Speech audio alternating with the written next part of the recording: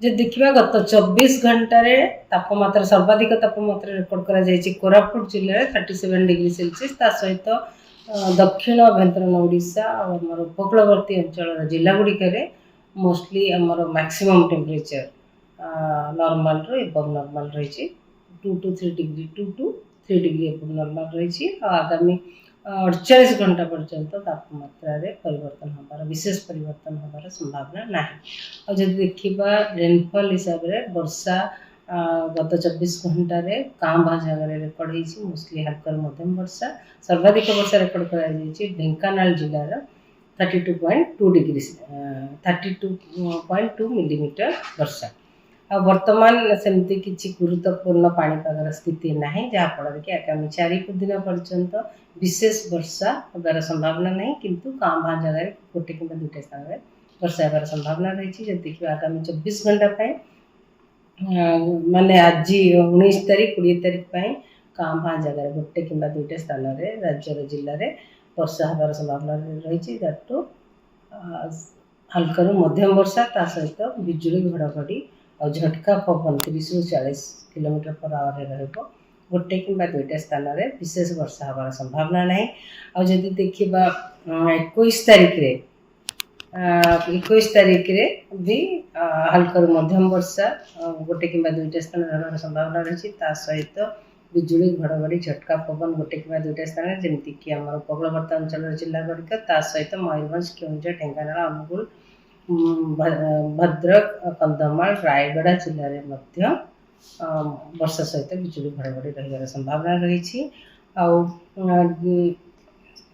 22 तारीख रे आमर गोटे कि दुईटा स्थान में हल्का मध्यम वर्षा रही संभावना रही। सहित बिजुली घड़घड़ी और झटका पवन भी आम उपकूलवर्ती अंचल जिला गुड़िक सहित मयूरभंज केउंझर ढेंकानाल अनुगुल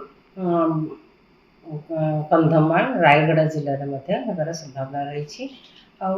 23 तारीख ठारू वर्षार परिमाण वृद्धि पाइबार संभावना रही। वर्षा अनेक स्थान में हल्का मध्यम वर्षा अनेक स्थान में होबार संभावना रही। सहित जिला गुड़िक राज्यर जिला गुड़िक गोटे कि दुईटा स्थान में वर्षा सहित बिजुली घड़घड़ी और झटका पवन 30 ରୁ 40 किलोमीटर पर आवर रही संभावना रही। सहित गोटे कि दुईटा स्थान में प्रबल वर्षा होबार संभावना रही जमीक मयूरभंज केउंझर बालेश्वर जिले में भी होपे। 24 तारीख 25 तारीख स्थिति समान रहिबो। अनेक स्थान में हल्का मध्यम वर्षा रही संभावना रही।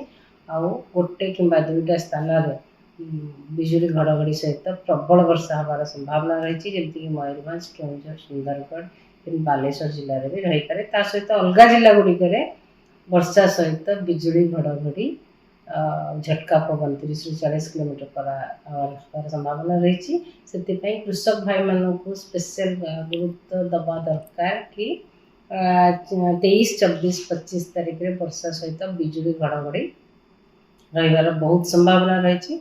से ध्यान देवे बिजुली घड़घड़ी। गरम जो बढ़ुची को जगह केते टेम्परेचर रही। यदि देखा कोरापुट रे 37 डिग्री हाईएस्ट टेम्परेचर आम कटक रे रही 35.2 डिग्री सेल्सियस भुवनेश्वर रे रही 36.1 डिग्री सेल्सियस। गरम 48 घंटा 48 घंटा गरम एमती ही रहिबो। विशेष तापमात्रा रे विशेष परिवर्तन होबार संभावना।